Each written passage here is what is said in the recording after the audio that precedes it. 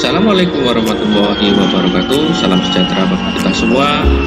Salam semangat. Bagaimana kabar kalian semua? Aku doakan semoga kita semua selalu mendapatkan kesehatan dan keselamatan Allah Subhanahu wa taala. Amin ya rabbal alamin. Anak-anak kelas 5 yang hebat, pada kesempatan kali ini Pak Agung akan menjelaskan tentang pembelajaran kelas 5, tema 7, subtema 2, pembelajaran 3. Sebelum kita mulai pembelajaran ini, marilah kita berdoa terlebih dahulu menurut keyakinan kita masing-masing. Berdoa dimulai. Selesai. Pemetaan kompetensi dasar tema 7, subtema 2, pembelajaran 3 terdiri dari IPS, PPKN, dan Bahasa Indonesia. Tujuan pembelajaran kita kali ini adalah sebagai berikut.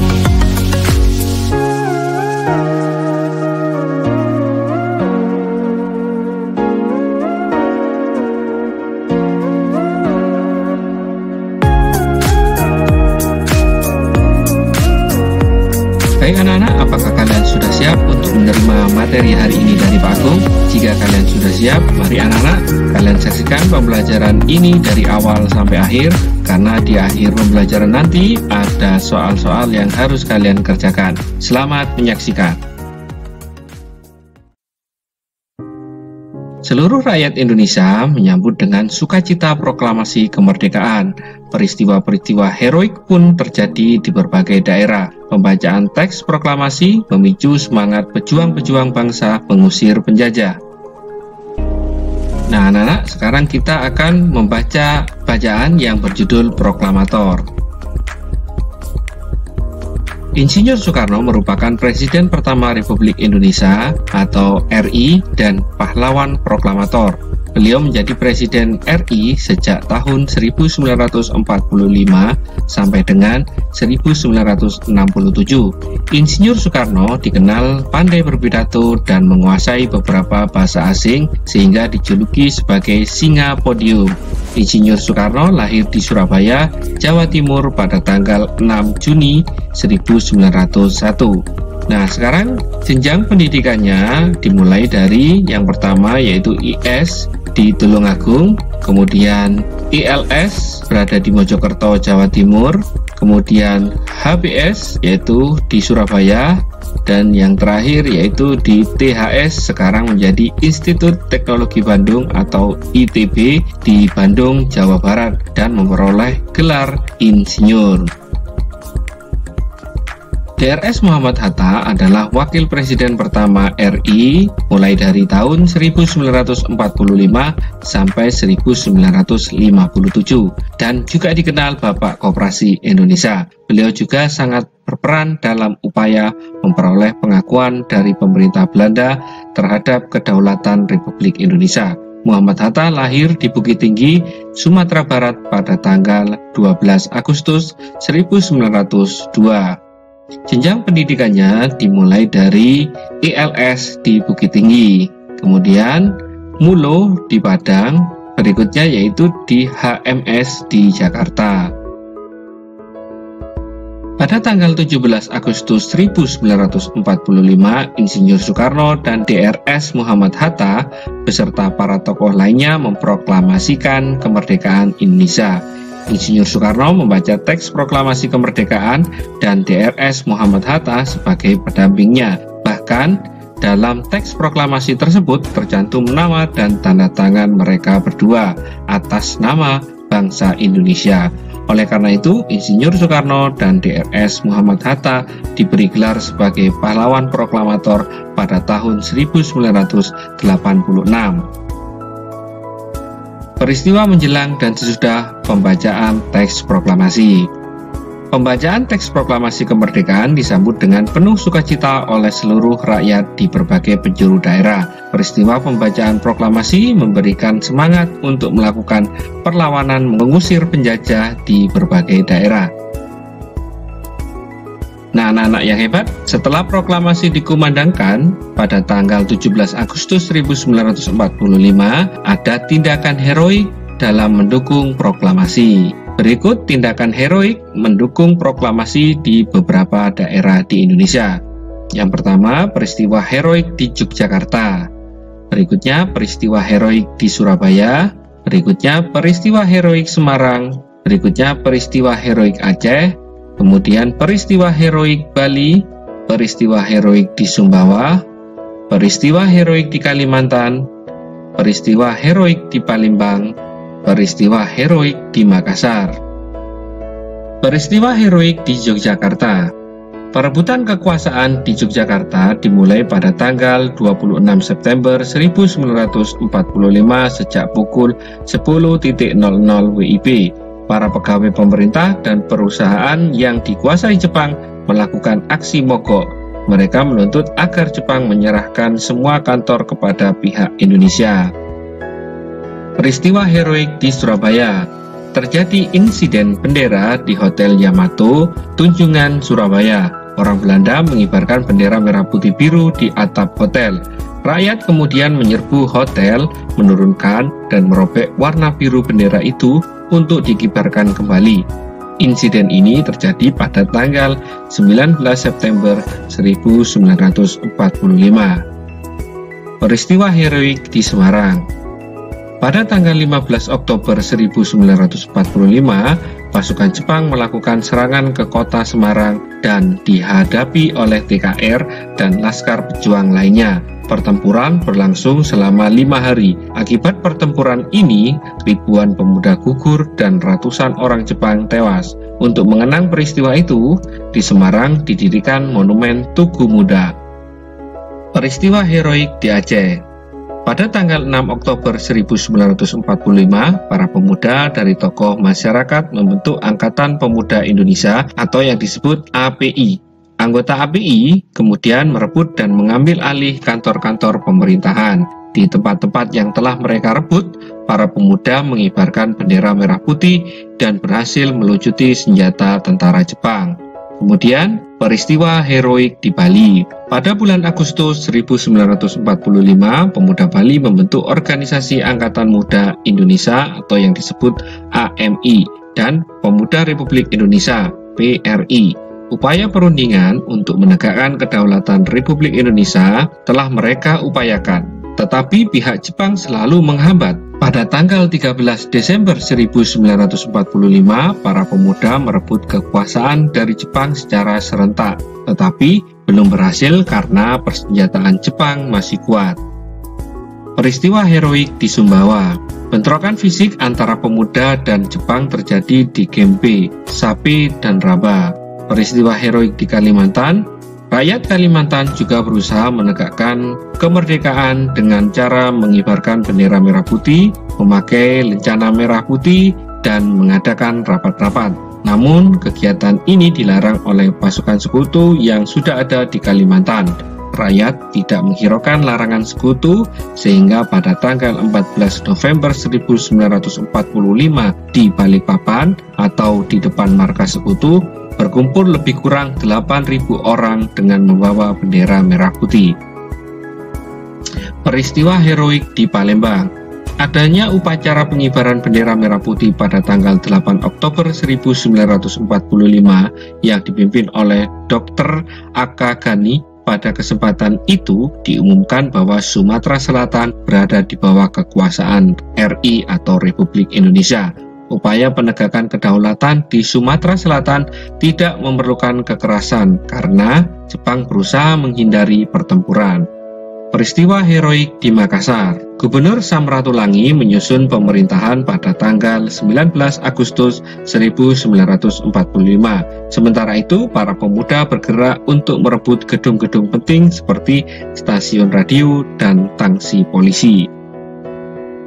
Kota-kota atau daerah-daerah yang melakukan tindakan heroik menyambut proklamasi kemerdekaan pada peta buta berikut ini. Nah, anak-anak hebat, kalian perhatikan peta buta berikut ini. Yang pertama yaitu terjadi peristiwa heroik di Yogyakarta. Berikutnya, yang kedua, peristiwa heroik di Surabaya. Kemudian yang ketiga, peristiwa heroik di Semarang. Yang keempat, peristiwa heroik di Aceh. Yang kelima yaitu peristiwa heroik di Bali. Kemudian yang keenam, peristiwa heroik di Sumbawa. Kemudian yang ketujuh, peristiwa heroik di Kalimantan. Kemudian yang kedelapan, peristiwa heroik di Palembang. Kemudian yang 9, peristiwa heroik di Makassar. Anak-anak yang hebat, kita hidup di tengah-tengah masyarakat yang memiliki keanekaragaman di segala bidang kehidupan. Meskipun beragam dan berbeda, tetapi kita tetap bisa bersatu dan hidup dengan rukun. 1. Indahnya hidup berbhinneka. 2. Indahnya hidup bersatu dalam perbedaan. Yang pertama yaitu indahnya hidup berbhinneka. Perhatikan lambang negara kita, burung Garuda. Lihatlah pita yang dijengkramnya. Pada pita itu tertulis kalimat Bhinneka Tunggal Ika. Kalimat tersebut diambil dari kitab Sutasoma karangan Empu Tantular yang memiliki arti berbeda-beda tetapi tetap satu. Kata-kata tersebut kemudian diberi makna yang lebih luas dan menjadi semboyan. Meskipun berbeda-beda tetapi tetap satu jua. Semboyan itulah kemudian yang mengikat keberagaman bangsa menjadi satu kesatuan. Dalam pergaulan kamu sehari-hari, tentu saja terdapat perbedaan dan keanekaragaman. Mungkin kamu dengan temanmu berbeda dalam kepandaian, keterampilan, hobi, ukuran tubuh, warna kulit, kebiasaan, bahkan suku, golongan, budaya, dan agama. Untuk menerapkan nilai-nilai Bhinneka Tunggal Ika, kamu pun tidak perlu harus meniru temanmu atau orang lain agar terlihat sama. Kamu tidak harus seperti orang lain. Biarlah kamu berbeda dengan orang lain dan orang lain biarlah berbeda dengan dirimu. Kamu harus menyadari perbedaan itu anugerah dari Tuhan Yang Maha Esa yang harus kita syukuri. Kita tidak perlu berselisih hanya karena adanya perbedaan. Kamu harus mensyukuri perbedaan dengan cara menghormati dan menghargai teman-temanmu. Dengan begitu, perbedaan itu justru membuat hidup makin indah. 2. Indahnya hidup bersatu dalam perbedaan. Kamu tidak dapat hidup sendiri, kamu membutuhkan bantuan orang lain. Demikian pula, kamu juga dapat membantu orang lain. Dengan saling membantu di tengah masyarakat, hidup akan terasa aman, nyaman, dan tentram. Misalnya, dalam bidang keamanan masyarakat. Untuk menjaga keamanan masyarakat, setiap anggota masyarakat wajib melaksanakan ronda sesuai jadwal. Semua mendapat kewajiban yang sama. Tidak memandang dia kaya atau miskin, tidak pula memandang asal suku dan agama. Dengan demikian, di masyarakat akan tercipta keamanan dan ketertiban. Itulah salah satu arti pentingnya persatuan dalam perbedaan. Apa yang akan terjadi jika tidak ada persatuan di masyarakat? Tanpa persatuan, kerukunan di masyarakat sulit terwujud. Setiap orang akan hidup mementingkan dirinya sendiri. Di antara orang akan muncul rasa saling curiga. Hidup tidak akan nyaman. Salah satu wujud nyata adanya kerukunan dan persatuan di masyarakat adalah tradisi gotong royong. Misalnya, bergotong royong membangun rumah. Gotong royong melibatkan semua unsur masyarakat. Nah, sekarang kalian perhatikan di sini ada tabel kegiatan-kegiatan yang melibatkan seluruh anggota masyarakat di sekitar tempat tinggalmu. Nah, contoh di sini anak-anak nomor 1, nama kegiatannya kerja bakti. Jenis kegiatan membersihkan saluran air. Waktu kegiatan hari Minggu tanggal 14 Februari 2021. Tempat kegiatan sepanjang jalan kampung. Hasil kegiatan yaitu saluran air menjadi lancar dan tidak ada genangan air. Nah, berikutnya ada kegiatan-kegiatan sampai nomor 6. Coba kalian perhatikan kegiatan tersebut.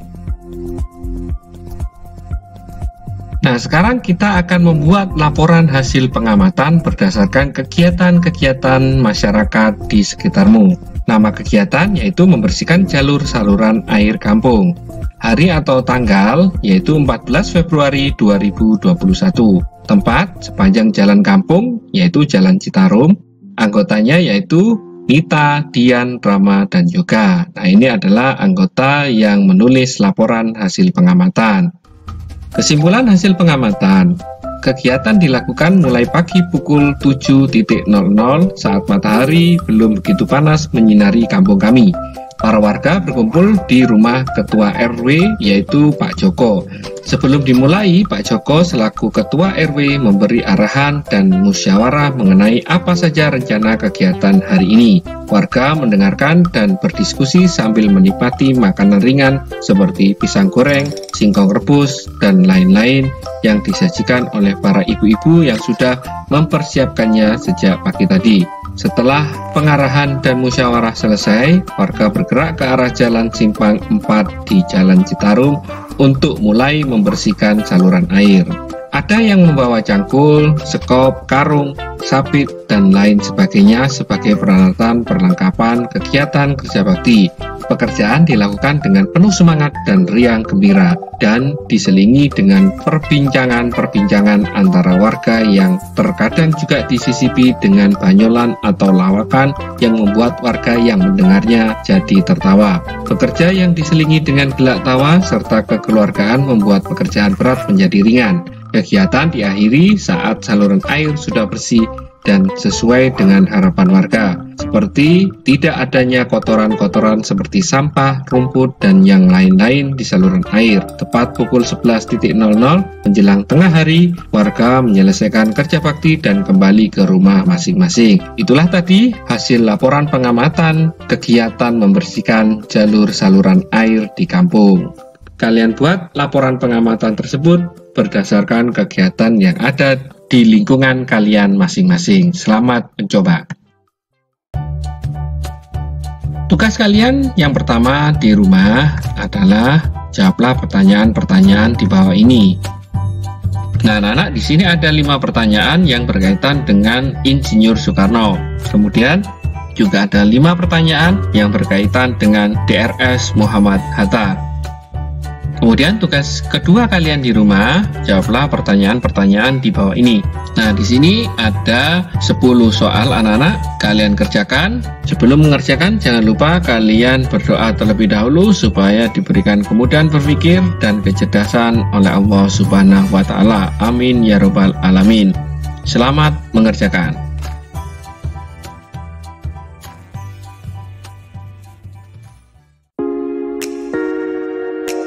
Demikian materi kelas 5 tema 7 subtema 2 pembelajaran 3. Semoga pembelajaran kali ini dapat bermanfaat dan menambah motivasi belajar serta mempermudah dalam pemahaman materi. Tetap semangat belajar di rumah, selalu berdoa supaya pandemi ini cepat berakhir.